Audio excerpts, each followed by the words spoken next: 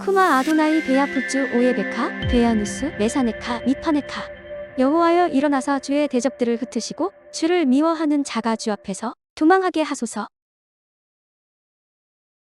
샬롬, 생각하는 성경 홀리아미입니다. 오늘의 말씀은 모세가 생각했던 정의와 하나님께서 생각하신 공의에 대한 말씀입니다. 11절을 보면 어떤 애굽 사람이 한 히브리 사람을 때리는 것을 보고 모세가 정의감에 불타 애굽 사람을 때려 죽이는 사건이 발생합니다. 이 내용이 출애굽기에는 짧게 기록되어 있지만 사도행전 7장에는 더욱 세밀하게 기록되어 있습니다. 모세는 40살이 될 때까지 하나님의 계획을 위해 모든 지혜를 배움으로 준비하고 있었습니다. 그리고 40살이 되었을 때 자신의 부르심을 깨닫고 이스라엘 형제들을 위한 구원의 일을 시작하고자 합니다. 그래서 히브리 사람을 괴롭히는 애굽 사람을 때려 죽였을 때 다른 히브리 사람들은 자신의 구원 계획을 높게 인정해 줄 것이라고 생각했습니다. 그런데 히브리 사람들은 모세의 구원 계획을 깨닫지 못하고 오히려 모세를 살인자라고 비방합니다. 저는 이때의 모세가 하나님의 계획보다 자신의 계획이 더 앞서 자신의 열심으로 구원을 시작하려고 했기 때문에 실패했다고 생각합니다. 하지만 사도행전 7장에는 모세의 어떠함보다 이스라엘 백성들이 준비되지 못했다고 기록되어 있습니다. 물론 모세도 조금 더 연단의 경험이 필요하고 하나님의 시간에 하나님의 능력을 덧입는 훈련이 필요할 것입니다. 하지만 그보다 더 중요한 것은 모세가 이끌어갈 이스라엘 공동체 스스로도 애굽에서 벗어날 구원 계획을 준비해야 한다고 생각합니다. 그래서 이미 준비된 모세가 미디안 땅에서 40년의 평안한 세월 속에서 훈련받을 동안 준비되지 못한 이스라엘은 40년의 고통의 세월 속에서 온갖 핍박을 받으면서 출애굽할 마음을 준비하게 됩니다. 저는 지금도 이 패턴이 동일하게 적용된다고 생각합니다.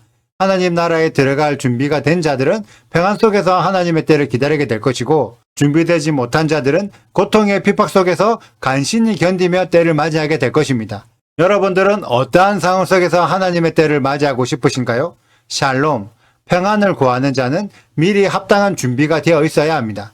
내가 준비하지 않았기 때문에 샬롬을 누리고 싶어도 누릴 수 없는 환경이 만들어지는 것입니다. 이미 준비됨으로 샬롬 속에서 하나님의 카이로스의 때를 기다리는 모세와 같은 자들이 되시길 축복합니다. 그리고 오늘의 말씀 안에는 참으로 이상한 패턴이 반복되는 것을 볼 수 있습니다.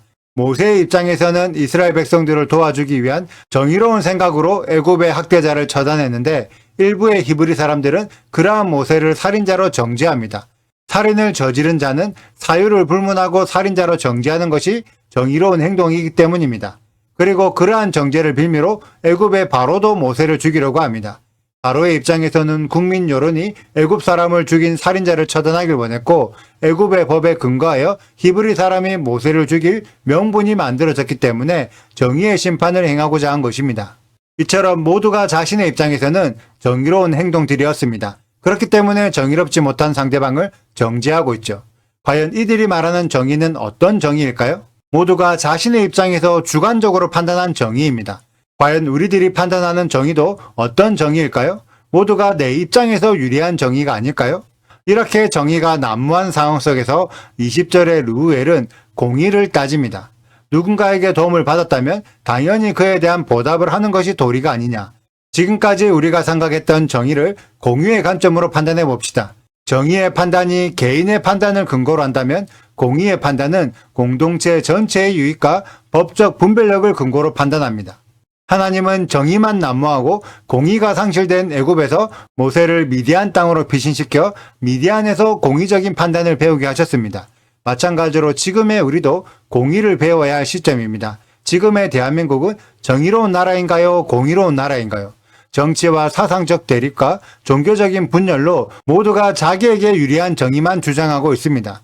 그래서 나에게 유리하기 때문에 상대방에는 불리한 정의가 난무하고 있죠.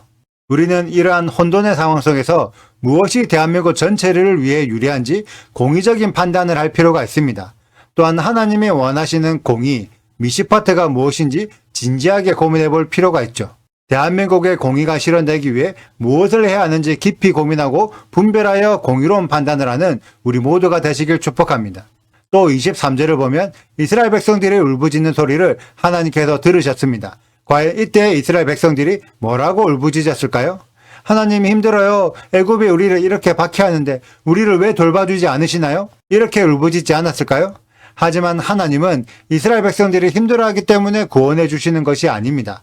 24절에 언약을 기억하사 하나님은 이미 아브라함과 이삭과 야곱과 약속하신 하나님의 언약을 위해 이스라엘 백성들을 출애굽시키고자 하십니다. 그래서 결국 하려는 일은 언약의 성취이죠. 우리가 7년 대환란으로 고통받을 때 교회가 예수님을 믿기 때문에 구원해 주실까요? 결코 그렇지 않습니다. 교회가 하나님의 언약을 부르짖지 않으면 구원해 주실 책임도 없습니다. 그래서 하나님의 언약을 회복하여 언약을 성취하는 일에 동참하는 자들만 구원받게 될 것입니다. 오늘의 말씀을 통해 하나님의 구원 목적을 발견하고 하나님의 언약을 회복함으로 하나님이 기억하시는 우리 홀리아이미 가족들이 되시길 축복합니다. 오늘의 영상은 여기까지입니다. 오늘의 말씀 읽으시고 질문 있으시다면 언제든지 댓글로 남겨주세요.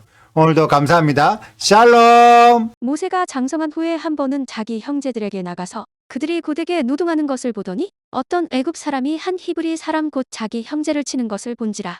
좌우를 살펴 사람이 없음을 보고 그 애굽 사람을 쳐 죽여 모래 속에 감추니라.